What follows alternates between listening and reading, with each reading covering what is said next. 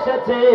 আল্লাহর নবী ইব্রাহিম আলাইহিস সালাম ওই নিরালা কক্ষ থেকে বাইরে এসে আছেন। বাঘ দেখবেন সমস্ত জীবের গোশত যদি খায়, মানুষের গোশত কিন্তু বেশি ভালোবাসে, এবং দূরে যদি কোথাও মানুষ থাকে তারা কিন্তু একটা মানুষের গন্ধ পায়। আর ইব্রাহিম নবী মানুষ, বাঘ এসেছে জঙ্গল থেকে, এসে ইব্রাহিম নবীর কাছে এসেছে খাবে বলে। এখন খেতে গিয়ে ওই বাঘ দেখে ইব্রাহিম আলাইহিস সালাম, আল্লাহ কি কুদরত, আল্লাহ বলেন জিবরাইল বাঘকে ওখানে বশ করিয়ে দাও। জোরে বলুন সুবহানাল্লাহ। ইব্রাহিম আলাইহিস সালামের পাশে বাঘ বসে আছে, লড়তেও পারে না চড়তেও পারে না। আল্লাহ বলছে কাজ কর, আই জিবরাইল বাঘের ক্ষমতা দাও, আমার নবী আমার বন্ধু ইব্রাহিম আরাম করবে, আর ওই বাঘ ওখানে মশা তাড়াবে। জোরে বাঘে মশা তাড়াচ্ছে, বাঘে আল্লাহর খেলা। হযরত ইব্রাহিম আলাইহিস সালাম এই জগতের বুকে ধরাধামে বাঘ একা তাকে মশাই তাড়ায়, নবী আরাম করে, ক্ষুধা লাগে আঙুল ভরে দেয়, আল্লাহ ফেরেশতা জিবরাইল খাওয়া হয়, পেট ভরে আরামই আছেন। বাঘ একা একা ভালো লাগে না। বাঘ বলছে আল্লাহ সবই হলো তোমার বন্ধুর ডিউটি করি, কিন্তু আমার তো একা ভালো লাগে না, তো চিন্তা করতে না, আরো 3টে পাঠাচ্ছি। জোরে বলেন আরো 3টে বাঘ এসেছে, তারাও এসে ইব্রাহিম আলাইহিস সালামের কাছে। যুবক আমার সবাই ডিউটি করে, ইব্রাহিম নবী। ইব্রাহিম আলাইহিস সালাম মাকে বলছেন, মা কি ব্যাপার, কোথায় যান? বললেন মা সব কিছু বাবা, এই ব্যাপার, আমরা অত্যাচারী বাদশাহ নমরুদের কবলে পড়ে আছি, যিনি জাতির পিতা ইব্রাহিম আলাইহিস সালাম। এখন ইব্রাহিম আলাইহিস সালামকে আল্লাহ প্রথম পরীক্ষা নিলেন আকলে। কিসে? আকল মানে বুদ্ধি।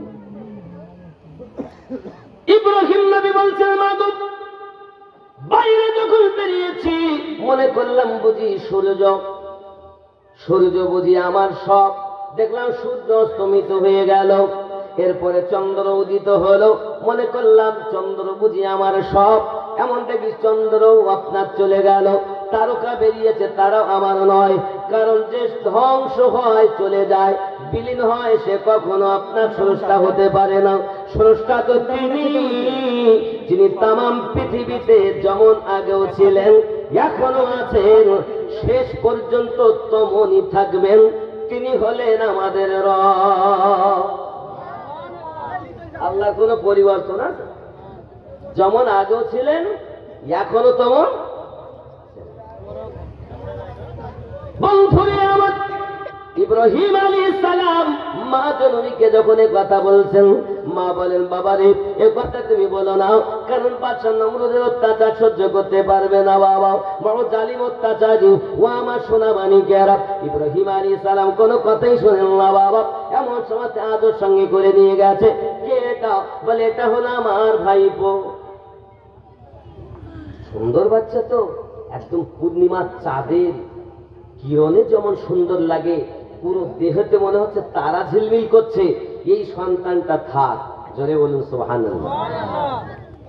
কি বললেন? আল্লাহ তো তার অন্তরে মায়া দিবেই, কারণ আল্লাহ তার দ্বারাই তো তার ধ্বংস করানো। নমরুদের ভিতরে মায়া থাকলো বাবাজি। এ বাবা আমার দিন যায় রাত আছে।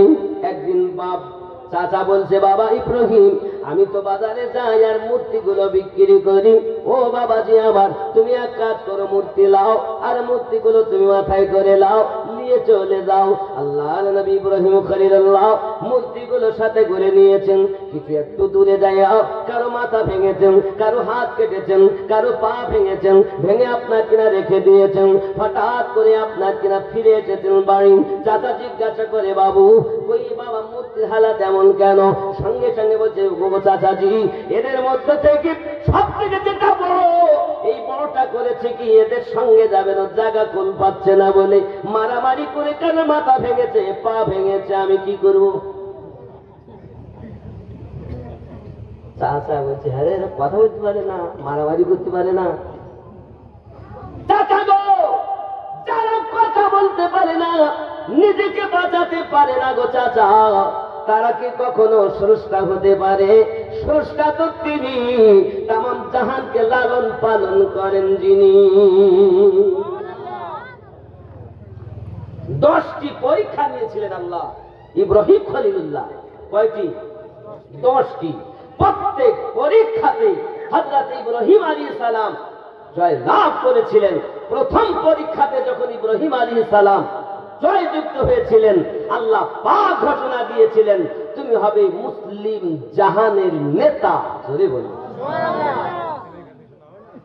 যত মুসলিম আছে আসবে, হবে সকলের নেতা হযরত ইব্রাহিম আলাইহিস সালাম।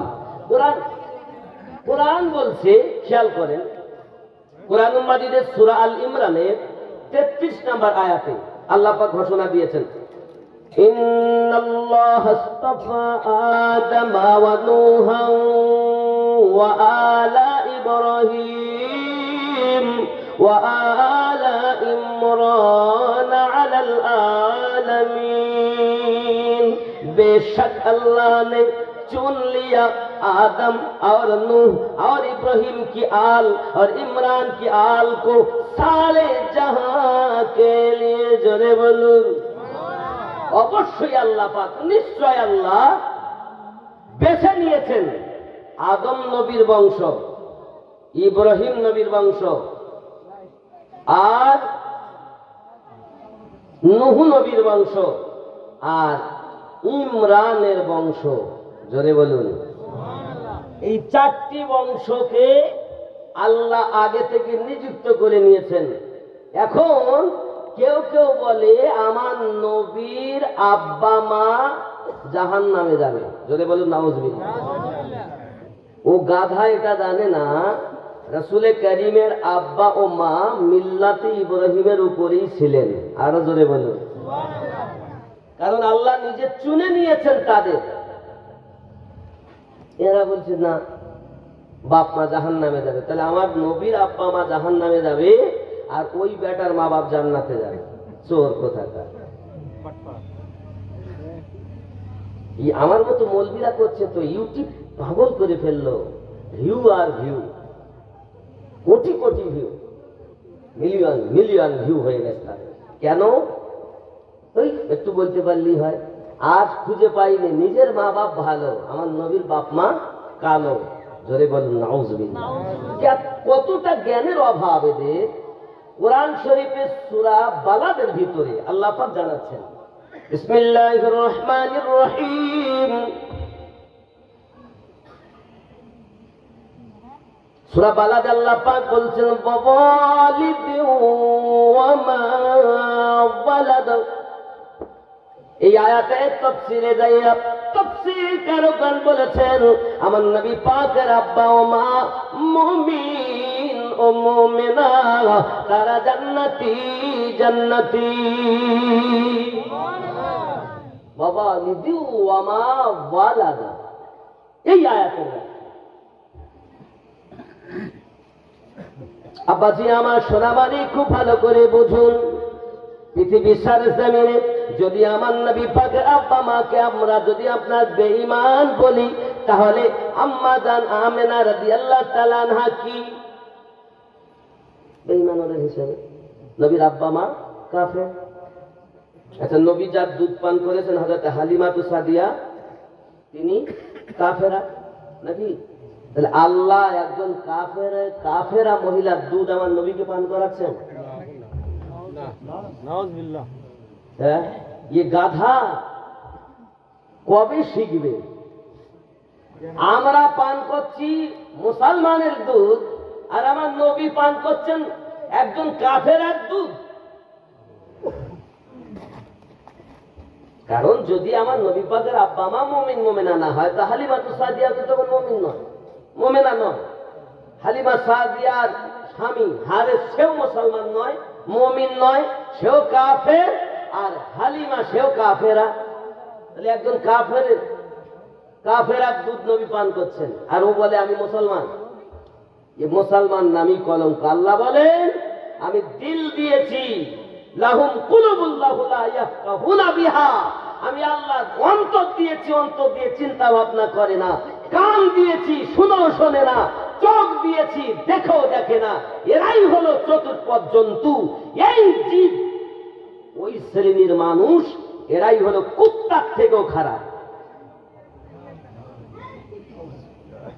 যারা আমার নবীর বাপ মাকে কাফেরা আর কাফের বলবে, তারা কুত্তার থেকেও খারাপ। আর নামাজ দেখে ভুললে হবে না, দাড়ি দেখে ভুললে হবে না, হাপ্পা চুপ্পা দেখে ভুললে হবে না, তারা কুত্তার থেকেও খারাপ। আব্বাসী আমার, পৃথিবীর সরজমিনে আল্লাহ নবী ইব্রাহিম আলাইহিস সালাম যখন এমনি করেছেন, সঙ্গে সঙ্গে আব্বা আমার একের পর এক সংবাদ চতুর্দিকে ফেলিয়ে যায়, ছিটিয়ে যায়। ও আজর, কারণ হাজরকে অনেক ইব্রাহিম নবীর আব্বা বলেছেন। আসল ঘটনা, ইব্রাহিম নবীর আব্বা হলো তারিক, হাজর হলো চাচা। এই চাচাতে যাই অনেকে ধোঁকা খেয়েছেন, কারণ আল্লাহ পাক কোরআন শরীফ আজরকে আপন আজর বলে বলেছেন। হে বাবাজি আমার, এই জন্য তারা ধোঁকা খেয়ে গিয়েছে। বাবা খেয়াল করুন না কেন, এখন আপনার আজর বলতে যাচ্ছে, বাবা ইব্রাহিম তুমি যে কথা বলছো কথা বলো না। তুমি কি জানো পৃথিবীর সরজমিনে কিভাবে আপনার আমাদের নমরুদ বাদশাহ পরিচালনা করতেছে, এই দুনিয়াকে কিভাবে পরিচালনা করে? তুমি তো জানো না বাবা, তোমার জন্য কিন্তু শাস্তি হবে। আল্লাহ নবী ইব্রাহিম আলাইহিস সালাম বলেন, চাচাজি আমি সত্য কথা বলতে ভয় পাই না। সত্য কথা বলতে আল্লাহ তো নবী করে পাঠিয়েছেন। আব্বাজি আমার, সোনা মানিকের, দিন যায় রাত আছে, এমনি করে চতুর্দিকে মানুষ আপনার সংবাদ যখন বুঝে নিয়েছে, ছুটে গিয়েছে। বাবা হঠাৎ করে একদিনের ঘটনা, সবাই মিলে আপনার কিনা একটা মেলাতে চলে গিয়েছে। ইব্রাহিম আলাইহিস সালাম তিনি বাড়িতে ছিলেন। বাড়িতে থাকার পরে তাদের আপনার কিনা মন্দিরের ভিতরে ঢোকার পর সেইখানে তা আপনার বড় বড় হুবল দেবতা, লাত, উজ্জা, আপনার বিভিন্ন নামে তাদের আপনার ডাকা হতো, তাদেরকে রাখা রয়েছে। আল্লাহর পয়গম্বর ইব্রাহিম আলাইহিস সালাম তার ভিতরে ঢুকেছেন। আব্বা আমার ঢোকার পরে কারো পা ভেঙেছে, কারো মাথা, কারো হাত কেটে দিয়েছে। আর ওই কুহালিখানা বড় দেবতার আপনার কিনা হবল দেবতার কাছে দিয়ে নিজে বাড়িতে এসে আরাম করতেছে।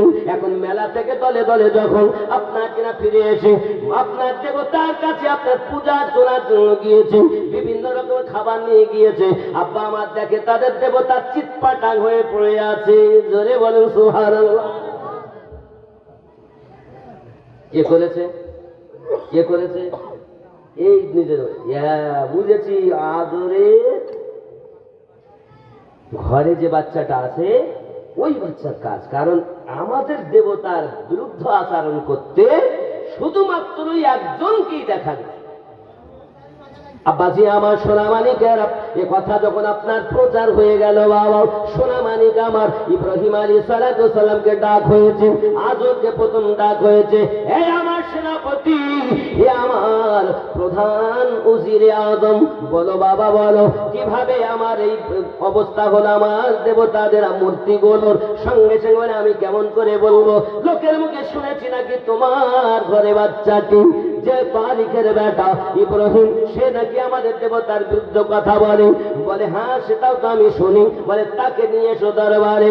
আব্বা আমার দরবারে নমরুদের যখন ইব্রাহিম খলিলুল্লাহ জিজ্ঞাসা করে, ও গো ইব্রাহিম, বলো বলো বলো, তুমি কেন মূর্তি ভেঙেছ? আমি ভাঙবো কেন? যাকে আপনারা দেবতা বলে কে করেন তার কাছে জিজ্ঞাসা করেন, সে বলবে। তারা যদি বলে যে আমি ইব্রাহিম ভেঙেছি, তা আমি মেনে নেব।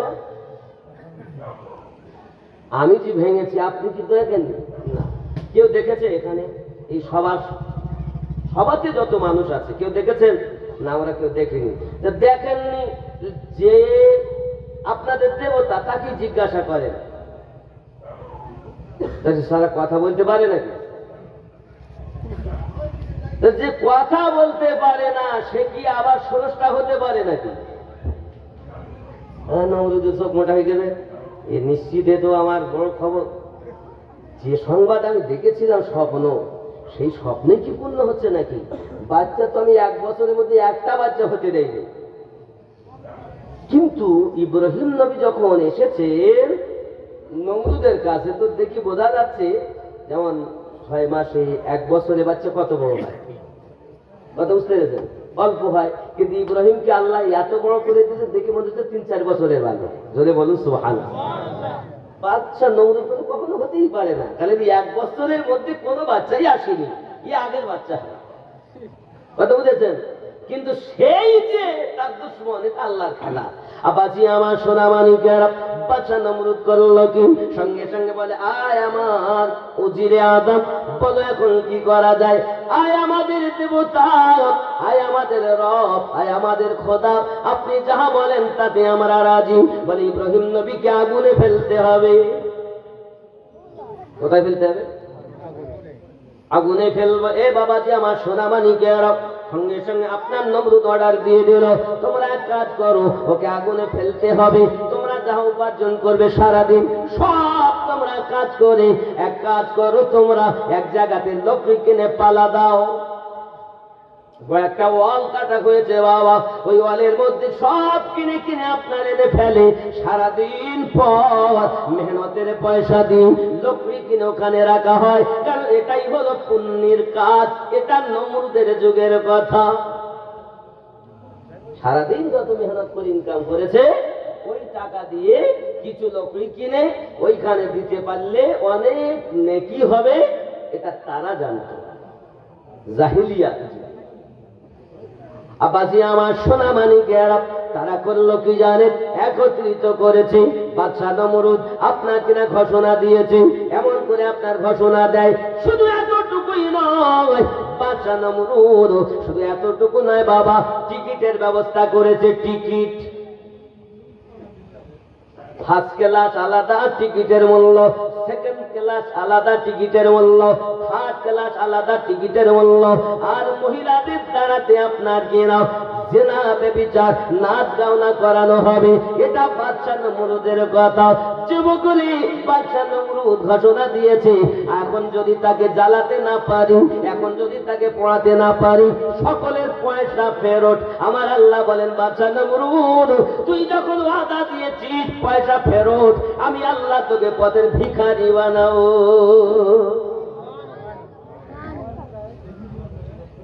আল্লাহ বাদশা নমরুদকে পথের ভিখারি বানাবে। ও জওয়ান যুবকেরাও, সোনা মানিকেরা আমার, সুন্দরী সুন্দরী মহিলাদেরকে আপনার এলাকা থেকে বেছে বেছে নিয়েছে। এলাকা থেকে বেছে বেছে নেওয়ার পরে বাদশা নমরুদ ওই মহিলাদের দ্বারাতে নাচ গাওনা করায়। যেমন দেখবেন আপনাদের এখানে হয়তো কখনো কখনো হবে ড্যান্স, হাঙ্গামা, হয় নাই? হয় নাই? হয় না? ভাড়া করলে আসছে, খুব ভালো লাগে না? ডিজে বাজে, কত সুন্দর লাইটিং, কত ভালো লাগে বলেন? ভালো লাগে না? ভালো লাগে না? ভালো লাগে না তেমনি যায় না, এমনি যায়।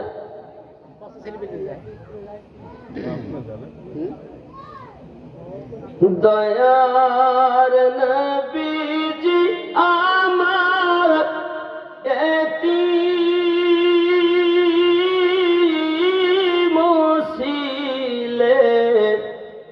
নবীজি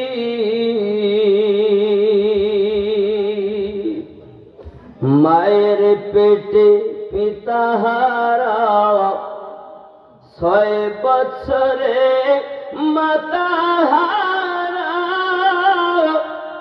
চিরতরের মতো নবী এতিম হইয়া যায়। ভাই রে এতিম হইয়া যায়। নবীর পিতা মাতা কেহ নাই, কাফের বেদিন মারে তাই বদদুয়া করে না নবী আল্লাহর কাছে। দয়ার নবীজি আমার এতিম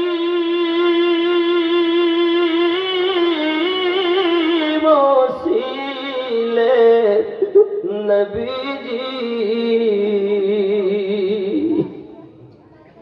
খেলার ছলে মাঠে বসিয়া সকল ছেলেদের কয় ডাকিয়া, সব ছেলেদের আবাসে আমার আব্বা নাই ভাই রে,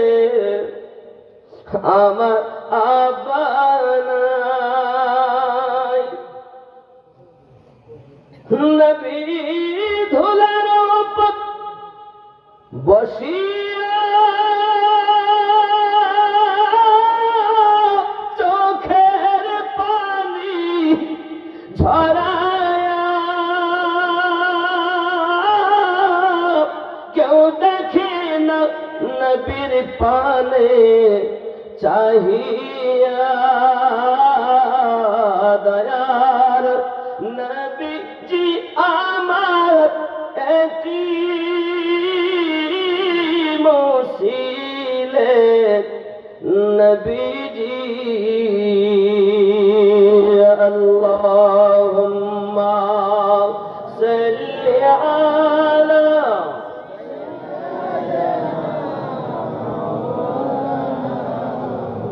ওয়া আলা আলি সাইয়্যিদিনা।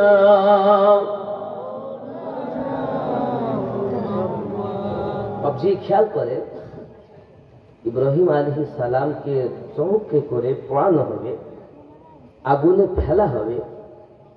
এখন তৎকালীন যুগে সর্বসুন্দর শ্রেষ্ঠ সুন্দরী নারী ছিলেন আম্মা সারা। জোরে বলুন, কে ছিলেন? আম্মা সারা সর্বশ্রেষ্ঠ বাদশা দাদি, সুন্দরী দেখতে, শ্রেষ্ঠ সুন্দরী। আব্বাজি আমার টিকিটের ব্যবস্থা হয়েছে। টিকিটের ব্যবস্থা যখন হলো, এই যুবকেরা আমার এখন তারা আপনার করে টিকিট চোখ গাছ মতো বুঝেছেন, দুই সাইডে দুটো আপনার কিনা প্লেয়ার, এখনো প্লেয়ার গুলো দেখা যায় গেলে আপনার কেরাপ, এই যুবক সোনামানি কেরাপ, এমনি করে আপনার দেখা গেল ওই প্লেয়ারে যখন গিয়েছে আপনার ওই ধরে আপনার টান দিয়ে ফেলবেন আঙ্গরে, আগুনে যখন ফেলা হবে দাও দাও করে জ্বলতে যে বাবা ইব্রাহিম আলাইহিস সালামকে ফেলা হবে, সঙ্গে সঙ্গে আপনার করলো কি, ওই পাশে ছিল আপনার গিরগেটি, কাঠে দেয় না ফু দেয় ফু। আচ্ছা, কাঠে ফু দিলে আগুন বেশি হয় না কম হয়? বেশি হয় না? গিরগেটি গিয়ে ফু দিল, আল্লাহ বলে দিল গিরগেটি না পাক। গিরগেটি পাশে ছিল ব্যাং, সে ছুটে গিয়েছে, পুকুরে পানি দে না, পানি কি করবি? নমরুদের আগুন নিভাবো। এত লম্বা, এত চওড়া, এত বিশাল আগুন, তুই তো নিকটেই যেতে পারবি, নিভাবি কেমন করে? ব্যাং উত্তর দিচ্ছে, রে আমি জীব ছোট হতে পারি, কিন্তু আমার হৃদয় ভর্তি ইব্রাহিম নবীর ভালোবাসা আছে। আল্লাহ ঘোষণা করে দিলেন ব্যাং পাক। এ নামাজি, তোরা নামাজ পড়তে যাচ্ছিস, ব্যাঙে যদি পেশাব করে দেয় তাতে কোনো অসুবিধা নাই, ব্যাং পবিত্র, কারণ আমার বন্ধু ইব্রাহিমকে মহাব্বত করেছে।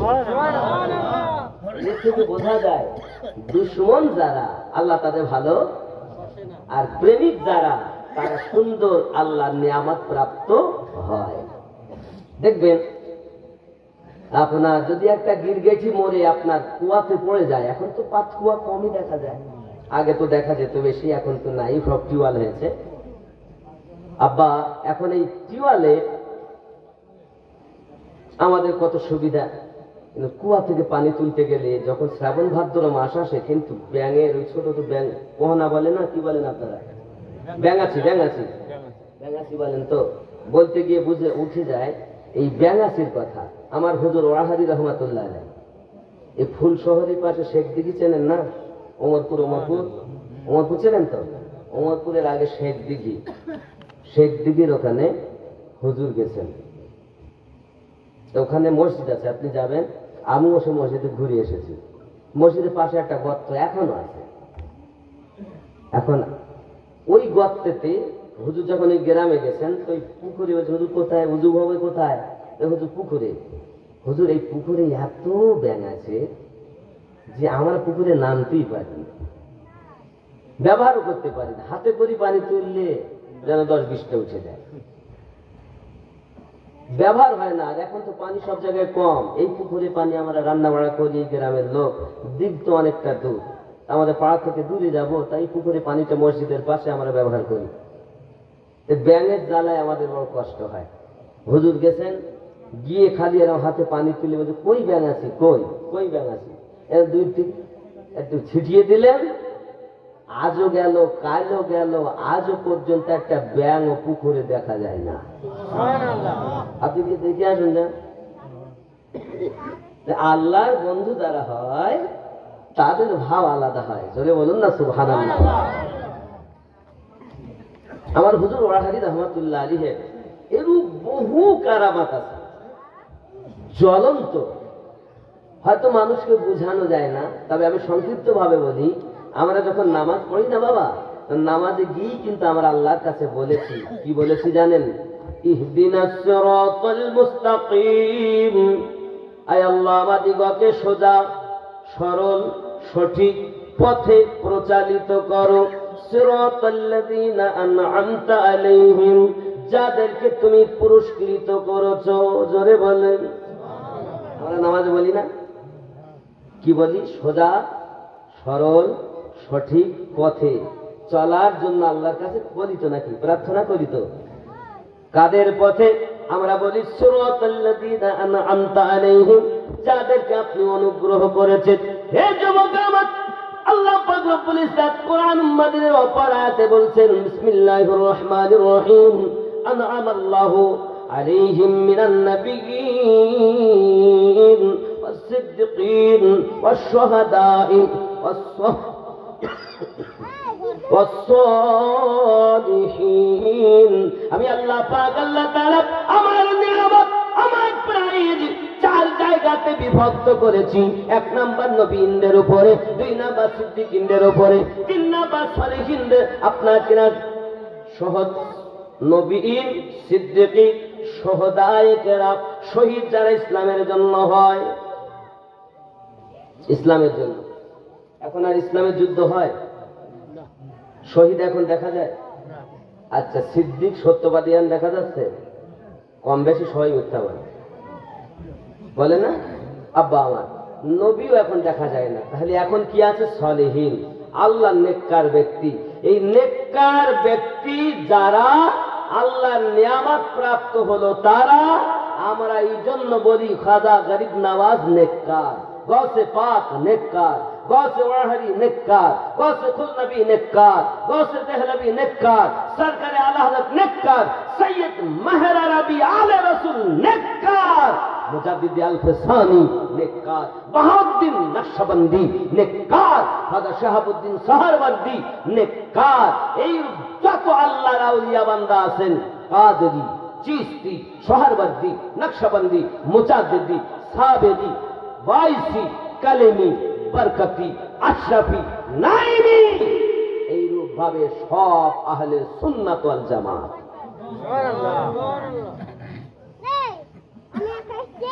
বুঝতে হবে বাবা। তাহলে আমরা নামাজে বলেছি আল্লাহ তোমার নিয়ামত প্রাপ্ত ব্যক্তিদের দলে আমাদের চালিত করো, আর নামাজ থেকে বেরিয়ে আমরা তাদের পথে চলি। চলি কি চলি না বাবা? আব্বাসি আমার খেয়াল করুন, আল্লাহর নবী ইব্রাহিম আলাইহিস সালাম এমনি করে জগতের বুকে আপনার কিনা যখন প্রতিবাদ করেছেন, তাকে চড়ক গাছ করে আগুনে ফেলে দেওয়া হবে, এই চিন্তা ভাবনাতে বাদশা নমরুদ মানুষ প্রহরীদেরকে যখন লাগিয়েছে, তোল এবার চড়ক গাছ তোল। বাবা যে আমার তুলতে পারে না, বাবা তুলতে পারে না, উঠাতে পারে না। আল্লাহ পাকের খুব ফেরেশতারা এসে বলেন, নবী ইব্রাহিম একবার আপনি বলুন, আমরা ফেরেশতারা পাখার ডানা দিয়ে আগুন নিভিয়ে দেব, ডানা দিয়ে আগুন নিভিয়ে দেব। একবার আপনি বলুন। ইব্রাহিম নবী বলেন, না, যিনি আমাকে দুনিয়ায় বাঁচিয়ে রেখেছেন তিনি আমার হেফাজত করবেন। জোরে বলুন। আব্বাজি আমার সোনা মানিকেরা, হযরত ইব্রাহিম আলাইহিস সালাতু সালামকে যখন চড়ক গাছ করে আপনার উঠিয়ে নিতে পারেন না বাপ, এমন সময়তে আপনার দেখা গেল কি না বাপ, কি করবে কিছুই তো উপায় নাই। বাদশা নমরুদ বলে, কাজ করো, নারী আর পুরুষের দ্বারাতে জেনা করাও জেনা, ইবলিস ছিল পাশে, ছুটে এসেছে, এসে বলছে বাদশা নমরুদ, আপনি হয়তো মনে করছেন ইব্রাহিম নবীকে আপনি ফেলবেন আগুনে, অত সহজ নয়, কারণ আল্লাহ পাকের লক্ষ লক্ষ ফেরেশতারা ওই ঝোলাটাকে ধরে রেখেছে। এমন কোন মায়ের লাল নাই যে ইব্রাহিম নবীকে তুলে ফেলতে পারে।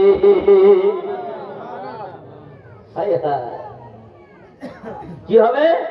বড় হুজুর, বড় হুজুর, এই লম্বা দাড়ি, লম্বা জুব্বা, কে বলেন তো? ইবলিস। ইবলিসকে জিজ্ঞাসা করে, হলে তুই কোথায় থাকিস, তুই থাকিস কোথায়? ইবলিস বলেছিল সিরাতাকাল মুস্তাকিম, আমি সঠিক পথের মুখেই বসে থাকি। ও বলে ওই খারাপ পথে যারা চলে ওদের কাছে যায় না, ও যায় তাদের কাছে যারা ভালো পথে চলে। তাহলে আপনারা সহজে বুঝে নিয়েছেন, নামাজি, হাজি, পরেশগার, তাহাজ্জুদ গুজার, কোরআন তেলাওয়াতকারী, এদের কাছে ইবলিস যায়। আর যারা ওর দলে আছে তো আমার ওর কাছে যায় না। ইবলিস নিজেই বলেছে সিরাতাকাল মুস্তাকিম, তুমি বলি এলাহির নায়েব নবীজির সুলতানুল আউলিয়া শাহ আব্দুল আজিজ, জোরে বলুন সুবহানাল্লাহ। তুমি ওলি এলাহির নায়েব নবীজির। হায় হায়, নবীর নায়েব কারা আমরা খুঁজে পাই? সব আলেম নাকি নবীর নায়েব? সবাই নামের না, নবীর নায়েব হবে না, হবে তারা নবীর ইশকের পাগল হয়েছে যারা, তারা নায়েব, সবাই নায়েব না। কারণ আল উলামা ওয়ারাসাতুল আম্বিয়া, নবী যখন বলেছিলেন তখন বুখারী হয়নি, আর আমরা মাদ্রাসা ছেড়ে দিয়েছি। আমদ নামান আপনার মিজান মনসাই পড়েছে, নহমির পড়েছে, হেদায়েতুন নূহ পড়েছে, কাফিয়া পড়েছে, সারাদামি পড়েছে, মেশকাত পড়েছে, মেশকাতদম পড়েছে, তিরমিজি পড়েছে, নাসাই পড়েছে, মিশকাত শরীফ পড়েছে, মুসলিম শরীফ পড়েছে, বুখারী শরীফ পড়েছে। বুখারী শরীফ যেই পাগড়ি দিয়েছে বলছে যাও আলেম হয়ে গেছে। এটা একটা সিলেবাসের নাম। তাহলে আমরা যেটা বলছি যে এটা একটা সিলেবাস, কিন্তু নবী পাক সাল্লাল্লাহু আলাইহি ওয়াসাল্লাম যে আলেমের কথা বলেছেন, এই আলেম তখন তো বুখারীর জন্মই হয়নি, তাহলে তখন আলেম ছিলেন না, এই এখনই আলেম হয়েছে। কত আলেম লিবে মিথ্যা কথা বলে, মসজিদ ইমামতি করে, ইমামতি করতে করতে প্রতিদিন প্রতি সপ্তাহে জুমা পড়ে যায়, পরের দিন অথবা রবিবারে এসে জোহরের নামাজ ধরে। এবার রবিবারে আসেনি, হুজুর কোথায় আছেন, আসলেন না, মুসল্লিরা সব ব্যস্ত, কিছুই হয়নি, বাহানা করে দিল আমার সন্তানের শরীর ভালো লাগে। মিথ্যা কথা কখনো নবী নায়েব হয়? কথা বলেন, নায়েব কারা? ও জওয়ান যুবকেরা আমার খুব খেয়াল করুন না কেন, বলেন নবীর নায়েব নবীর পাশে দিবানিশি থাকে বসে রে, যে কাজ করে খোদার আদেশে চলে নবীর ইশারায়, পথ বেচর বেলা বেশি নাই, জোরে বলুন না সুবহানাল্লাহ। বাদশা নমরুদ করল কি বাবা, এমন সময়তে আপনার কাজ করেছে 40 জন নারী আর 40টা পুরুষ, 40টা পুরুষ আর 40টা নারী প্রকাশ্য জেনা করিয়েছে, ধরে বলুন নাউজুবিল্লাহ। এই 40টা নারী আর 40টি পুরুষ এদেরকে আপনার প্রকাশ্য জেনা করিয়েছে, কারণ কোটি কোটি ডলারের ব্যাপার। বাদশার বাদশাহী দৌলত খতম হবে, আর যদি না দেওয়া যায়, কারণ আমি বলেছি 1 গুণ দেবে, তোমরা 3 গুণ ফেরত পাবে যদি নবীকে না পড়াতে পারি। হ্যাঁ গো, 1 গুণ দিলে 3 গুণ দিতে হবে। তো নমরুদের আর রাজত্ব থাকে। এখন নমরুদ বলছে যা হোক করে কাজ করতে, বড় হুজুর পাশে এসে বলতে, তোমরা জানো বাদশা নমরুদ এই ব্যাপার ফেরেশতারা ধরে রেখেছে, এখন যদি ধরতে হয়, নবীকে যদি ফেলাতে হয়, তাহলে নাপাক হালাতে ধরতে হবে। এখন নাপাক কিভাবে হবে? বলে এক কাজ করা যাক, নারী আর পুরুষে অগাধ জেনা করিয়ে নেন। 40টি নারী আর 40টি পুরুষে জেনা করে ওই নারীদেরকে আলাদা করে 40 জন পুরুষ এদিকে 20 ওদিকে 20 করে যখন তারা ধরেছে, আল্লাহর ফেরেশতারা নাপাক হালাতে সরে গিয়েছেন। আল্লাহর নবী ইব্রাহিমকে নিয়ে যখন তারা চৌক গাছ করে আপনার ওই আগুনে ফেলে দেয়, ওরে আমার যুবকেরা, আল্লাহ পাক অর্ডার দিলেন, কুলনা ইয়া নারু কুনি বারদাও ওয়া সালামান আলা ইব্রাহিম। আয় আগুন তুই ঠান্ডা হয়ে যাও, আমার ইব্রাহিমের জন্য এতটা গরম যেন থাকবি না যাতে আমার বন্ধু কষ্ট পায়, এতটা যেন তুই ঠান্ডা হবি না যাতে আমার বন্ধু কষ্ট পায়। কারণ ইব্রাহিম নবীর কপালে আছে আমার নবী পাকের নূর, আহলে বায়াতের নূর। নবী তো দুনিয়া আনাতে হবে। শুধু নবীর নূর ছিল না, আরো 4টি নূর, আলী, ফাতেমা, হাসান আর হোসাইনের নূর ওই নবী পাকের নূরের সঙ্গেই মিশেছিল। জোরে বলুন আব্বাজি আমার সোনা মানিকেরা, আপনারা হয়তো মনে করছেন আমার নবী পাকের নূরের ওসিলা, আমার নবী পাকের নূর হলো সামনে, আর ওই নূরের ভিতরে আরো আছে আপনার 4টে তান, 4টি দেহ। একটি হলো খাতুনে জান্নাত, একটি হলো হাসান পাক, আর একটি হলো হোসেন পাক, আর একটি হলো হযরত আলী পাক। বাবা জান্নাতে যাবেন তো মাওলা আলী আপনাকে টিকিট দেবে। জান্নাতে যখন প্রবেশ করবেন হাসান হোসেন ওই জান্নাতে সরদার হবে। মায়েরা যখন জান্নাতে যাবেন, আমার মায়েদের জন্য যত নারী জান্নাতে তাদের সরদারিনী আম্মা হবে। সুবহানাল্লাহ। জান্নাত তো বাপের নয়, জান্নাত টাকা দিয়েও কেনা যায় না। 7-8 বাচ্চা করে তোর কিনে নিয়েছে বলছে না, কেনা সহজ। ওখানে কোটি কোটি মিলিয়ন মিলিয়ন ডলারের মূল্য নাই, ওখানে ইশকে নবীর মূল্য। আব্বাজি আমার সোনা মানিকেরা, এমন করে ইব্রাহিম নবীকে যখন আপনার ফেলা হয়েছে, এই জন্য বলা হয় গজলে, দো জাহানের বাদশাহ হয়ে কে এলো রে দুনিয়ায়, বলয় গো শুনতে চাই। জন্ম নিয়ে কচি শিশু কে এমন সেজদাতে রয়, বলয় গো শুনতে চাই। নমরুদের ওই অগ্নিকুণ্ড দাও দাও করে জ্বলে যায়, সেই অগ্নিতে খলিলুল্লাহ আরামেতে বসে রয়। কার ওসিলায় সেই অগ্নিতে ফুল বাগিচা পয়দা হয়, বলয় গো শুনতে চাই। দো জাহানের বাদশাহ হয়ে কে এলো রে দুনিয়ায়, বলয় গো শুনতে চাই। জোরে কন্যা সুবহানাল্লাহ। হে বাবা, কিতাবের ভিতরে বলা হয়েছে, তাফসীরের ভিতরে বলা হয়েছে, যদি আমার আল্লাহ পাক আল্লাহ তাআলা ওই দিন নির্ধারিত না করে দিতেন আগুন তুই ঠান্ডা হয়ে যাও, দুনিয়ার বয়ে কোনো মানুষ কখনো অগ্নি জ্বালাতে পারত না। আমার আল্লাহ পাক যেহেতু খাস করে বলেছেন ইব্রাহিমের জন্য, এই জন্য ওই আগুনটাই শুধু এমন ঠান্ডা ফুলের বাগিচা হয়েছে। আল্লাহ নবী ইব্রাহিম ওই আগুনের বাগানে বসে আছেন, সেটি আগুনের বাগান নয়, আল্লাহর নেয়ামতি কুদরতি ব্যাপার। আহলে পাকের সাদকার ঘর, রসুলে পাকের নূরের সাদকার ঘর, ফুলের বাগিচায় বসে আছে। ওই সাদকা আল্লাহ।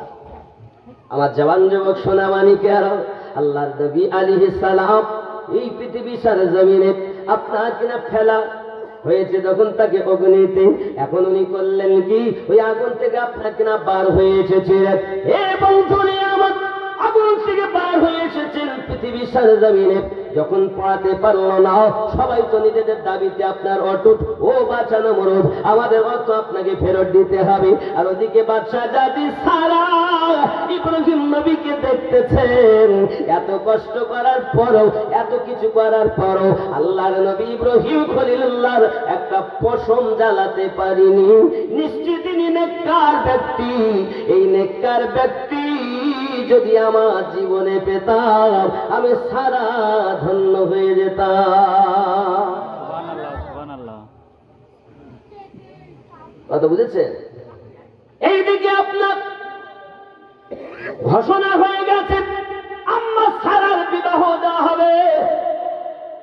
রাজা ছেলে, উজির যত আছে, বাদশা দাদা, সবাই ছুটে ছুটে যাচ্ছে, কিন্তু প্রাইজের মাধ্যমে সবাই এক জায়গায় একত্রিত হবে।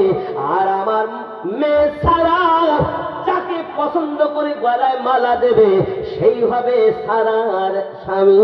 যদি বলুন সুবহান। রাতের বেলা স্বপ্ন দেখছে আম্মা সারা, কোথাও যেন বেড়াতে গেছে। এই বেড়াতে যাওয়ার পর হঠাৎ করে দেখতে পাচ্ছেন বাবা, ওই আপনার জঙ্গলের ভিতরে সুন্দর একটি যুবক বসে আছে। ওই যুবকটার চেহারা পূর্ণিমা চাঁদের থেকেও ভালো, নুরানিময় চেহারা। ওই যুবকটা আপনার এত সুন্দর। সঙ্গে সঙ্গে আম্মা সারা দেখেন, ওই স্বপ্নটা দেখে মনটা বড় খারাপ।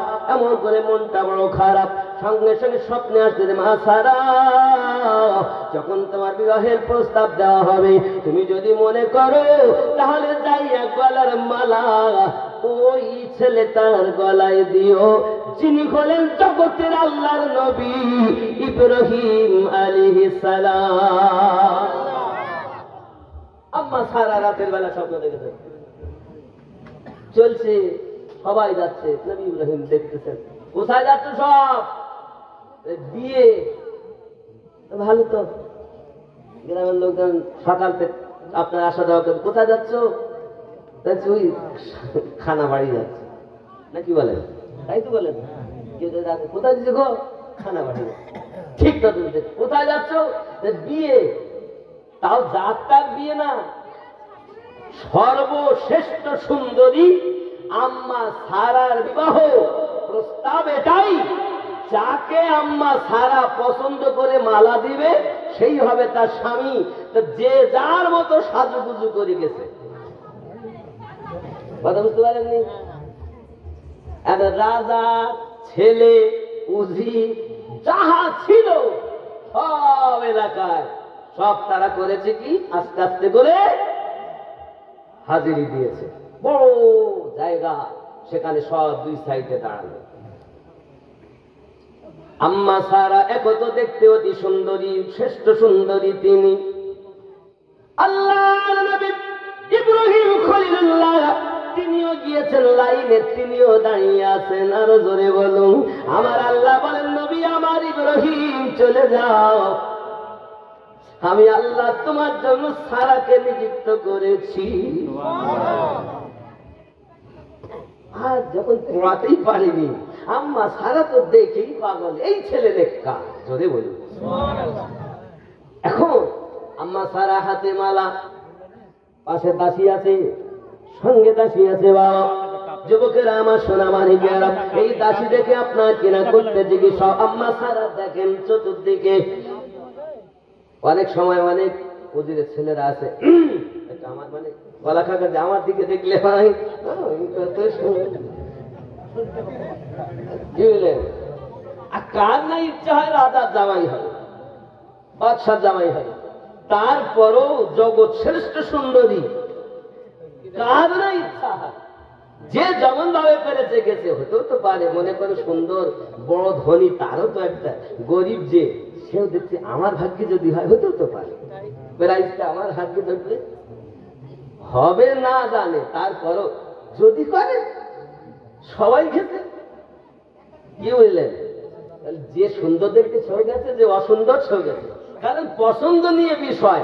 এখন সুন্দর করে সেজে গুজে আব্বা আমার, আমরা যেমন চেহারাকে খুব সুন্দর সাজাই, সাবুন মাখি, শ্যাম্পু মাখি, আপনার ক্রিম মাখি, ফেস ওয়াশ মাখি ব্যবহার করি না চেহারায়? করে না মায়েরা, বোনেরা করে না? বেশিরভাগ মায়েরা করে তো।